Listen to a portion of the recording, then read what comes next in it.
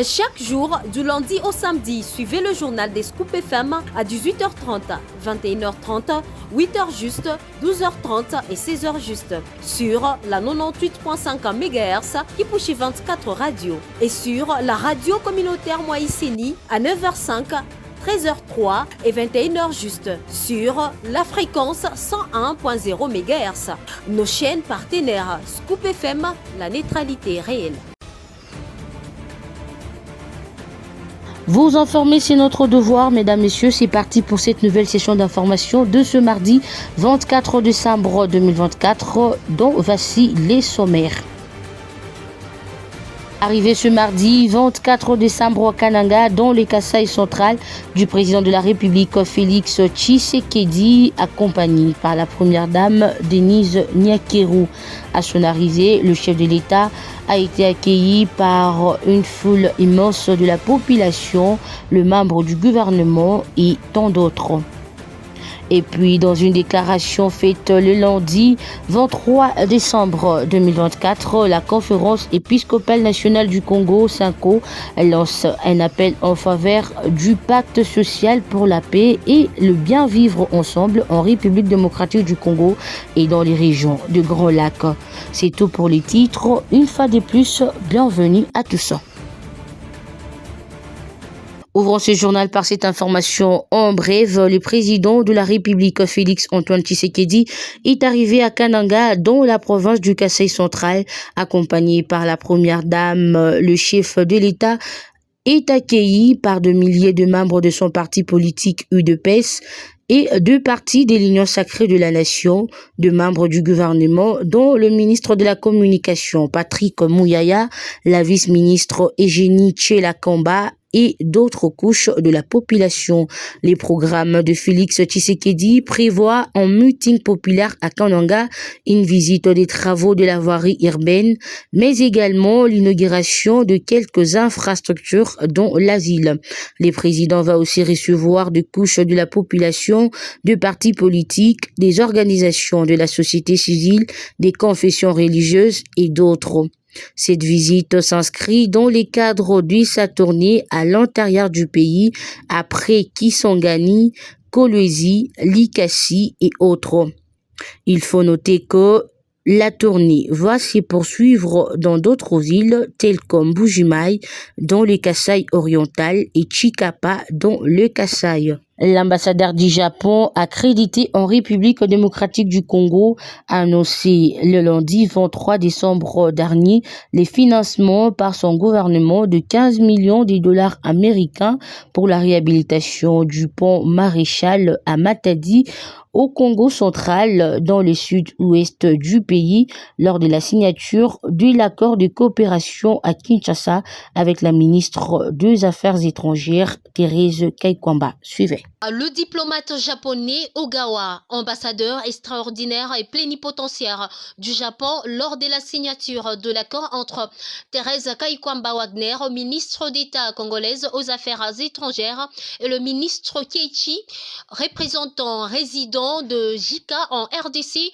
en présence du vice-premier ministre, ministre du Plan Guilain Nyembo, souligne que cette somme d'argent a pour objectif la réhabilitation du port de Matadi dans la province du Congo central pour le bien-être de la population de cette partie ouest de la RDC. Le deuxième projet porte sur la réhabilitation du pont Maréchal à Matadi et se voit d'accès d'une valeur de 15 millions de dollars américains pour le bien-être de la population congolaise en général et du Congo central en particulier, a déclaré Ogawa, ambassadeur extraordinaire et plénipotentiaire du Japon. Il a fait savoir que 40 ans et une année se sont écoulés depuis l'inauguration du pont Maréchal à Matadi, scellant ainsi une amitié indécryptible et inébranlable entre son pays et la RDC. Madame, Monsieur, changement de la Constitution, on en parle encore lors de son passage dans une émission télévisée. Les constitutionnalistes et professeur Daniel Mbaou Soukissa a fait savoir que, en toute honnêteté scientifique, toute révision constitutionnelle de l'article 220 est une fraude à la Constitution.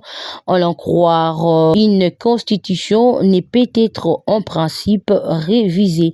Je vous convie de suivre le professeur Daniel Mbao dans cet extrait choisi par votre rédaction. L'article 220, de mon point de vue, ne peut être modifié sous prétexte qu'il n'est pas verrouillé et qu'il verrouille.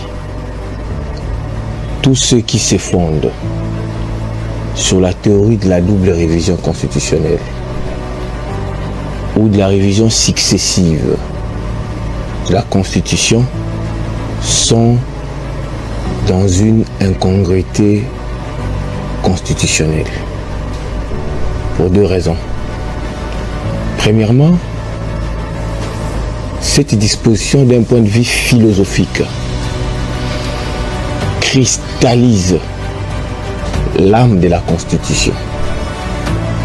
C'est vrai que toutes les dispositions se valent. Est-ce que les uns et les autres doivent retenir que la vie, autant que l'âme vit dans le sang, autant que la Constitution, toute l'architecture constitutionnelle subsiste et vit dans l'article 220. Même si littéralement, il n'est prévu aucune disposition expresse allant dans le sens de sa révision. Les constituants ne pouvaient même pas prévoir une disposition pour verrouiller les matières qui sont contenues, pour les verrouiller davantage. C'est un sous-entendu, de mon point de vue. Pourquoi sous-entendu? Ça, c'est la deuxième raison. C'est parce que le pouvoir des révisions constitutionnelles a un domaine d'intervention limité. De sorte que il n'a aucune compétence d'extraire une matière prévue à l'article 220 ou d'en ajouter. Et en justice, lors des plaidoiries tenues le lundi 23 décembre 2024 à la Cour de cassation, le ministère public a requis 5 ans de travaux forcés contre l'ancien ministre du Développement rural François Roubota pour complicité de détournement présumé et 20 ans de travaux forcés contre l'entrepreneur Etienne Mike Kassenga. Gracia Akilimali nous fait le point. Au sujet du prévenu François Roubota, le ministère public a soutenu qu'il aurait facilité à Mike Kassenga dans la commission du détournement et sollicité sa condamnation à 5 ans de travaux forcés. Il a en outre sollicité que soit prononcée à l'encontre du prévenu l'interdiction de 5 ans après l'exécution de la peine, du droit de vote d'éligibilité, l'interdiction d'accès aux fonctions publiques ou para-étatiques, la privation du droit à la libération conditionnelle ou à la réhabilitation. Il est reproché à Mike Kassenga, représentant du consortium Construct Cameroun SARL, et Southern Water, qui a conclu avec la RDC par le biais du ministère du Développement rural le 21 avril 2021 le contrat relatif aux travaux d'installation de forage, unités solaires, de pompage et des traitements d'eau, de construction de stations mobiles, de traitement d'eau de capacité de 5 mètres cubes par heure et 10 mètres cubes par heure.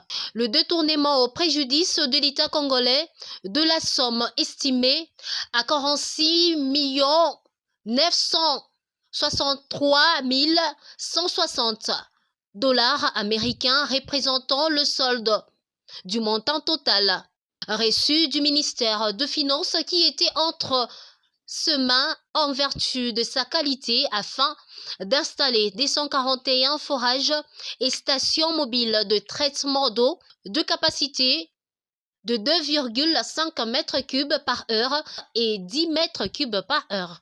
Quant à François Roubota, il est accusé de complicité avec Mike Kassinga dans le fait infractionnel lui reproché en demandant au ministère de Finances de payer le montant total au profit de Mike Kassinga alors que ces derniers n'avaient pas encore livré le 241 forages et stations de traitement d'eau qui devraient être préfinancés par lui-même au terme de l'article 5 alinéa 2 du contrat du 21 avril 2021. Comme je l'avais annoncé en titre, après avoir constaté que la République démocratique du Congo fait face à une insécurité alimentaire aiguë, touchant 27 millions de personnes et 5,7 millions de déplacés internes dans la partie orientale du pays, la conférence épiscopale nationale du Congo, CENCO en sigle, a dans une déclaration faite le lundi 23 décembre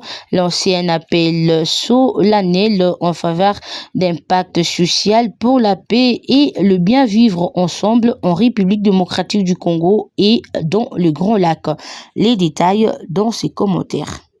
La conférence épiscopale nationale du Congo, CENCO, a à l'occasion de la fête des Noël lancé le lundi 23 décembre 2024 un appel solennel en faveur d'un pacte social pour la paix et le bien vivre ensemble en République démocratique du Congo et dans les Grands Lacs. Cet appel intervient dans un contexte de crise humanitaire et sécuritaire persistante, marqué par les conflits armés et les déplacements massifs de la population dans la partie est de la République démocratique du Congo. La CENCO constate que la RDC fait face à une insécurité alimentaire aiguë touchant 27 millions de personnes et à plus de 5,7 millions de déplacés internes, particulièrement dans les provinces de l'Est telles que le Nord Kivu, le Sud Kivu et l'Ituri. Ces chiffres alarmants issus d'un rapport de l'Organisation internationale de migration OIM révèlent l'ampleur de la crise. À cette instabilité s'ajoute la présence de 250 groupes armés locaux et 14 groupes rebelles étrangers, rendant la situation encore plus critique. Les violences intercommunautaires dans d'autres régions, comme sur les plateaux de Bateke et dans la Chopo, témoignent également de l'urgence d'un plan d'action national. Au regard de cette triste réalité, la CENCO appelle à un engagement collectif pour instaurer la paix et la réconciliation nationale. Les évêques dénoncent les limites de proches militaires et diplomatiques tout en plaçant leur foi en Jésus-Christ comme source d'espoir et d'unité. Dans leur déclaration, ils insistent sur la nécessité de transcender les rancines et blessures du passé pour bâtir un avenir harmonieux. Cet engagement devra s'accompagner d'une mobilisation de forces vives, tant au niveau national qu'international. Pour matérialiser cet engagement, la Conférence épiscopale nationale du Congo, en partenariat avec l'Église du Christ au Congo, ECC, prévoit de créer un secrétariat technique. Ce dernier aura pour mission d'identifier et de mobiliser les acteurs clés capables de porter cette initiative et de proposer des idées concrètes pour sa mise en œuvre. La situation que traversent les Congolais vivant dans les zones occupées par les rebelles de la coalition M23 AFC, soutenue par le Rwanda, préoccupe au plus haut point le ministre de la Communication et porte-parole du gouvernement de la République démocratique du Congo, Patrick Muyaya, dans une déclaration faite le lundi dernier. Joyce Kalinga pour plus de précisions. Dans une déclaration parvenue à Opinion Info CD lundi 23 décembre 2024, le ministre Patrick Muyaya Katomboé a témoigné son empathie envers ces victimes de l'agression rwandaise, particulièrement celles des Rutshuru. Nous sommes solidaires avec les compatriotes qui sont là-bas. Tout sera fait pour qu'ils ne soient plus sous l'emprise des agresseurs et des terroristes. a-t-il déclaré dans le cadre d'un message à l'occasion des fêtes de fin d'année et début d'année. Ces messages d'espoir renforcent les décisions du gouvernement congolais, réaffirmant le rejet catégorique de toute négociation directe avec le groupe terroriste M23, dont les actions criminelles ont causé d'immenses souffrances aux Congolais. Pour rappeler, la population de Rutshuru vit sous les diktats de rebelles du M23 et ses alliés du Rwanda et de l'Ouganda, selon le rapport des experts des Nations Unies. Depuis fin novembre 2021, quelques habitants qui n'ont pas réussi à supporter la souffrance causée par cette rébellion se sont déplacés dans la ville de Goma et environ dans les territoires de Lubero et la ville de Butembo. Ça sera tout pour cette édition du journal sur la chaîne de la neutralité réelle. Mesdames, Messieurs, si vous l'avez aimé, dites merci à l'ensemble de l'équipe rédactionnelle. Quant à moi, je vous retrouve très prochainement sur la même chaîne avec le même et réel plaisir. Au revoir. Chaque jour, du lundi au samedi, suivez le journal des Scoop FM à 18h30, 21h30, 8h juste, 12h30 et 16h juste sur la 98.5 MHz Kipushi 24 Radio et sur la radio communautaire Moïseni à 9h05, 13h03 et 21h juste sur la fréquence 101.0 MHz. Nos chaînes partenaires Scoop FM, la neutralité réelle.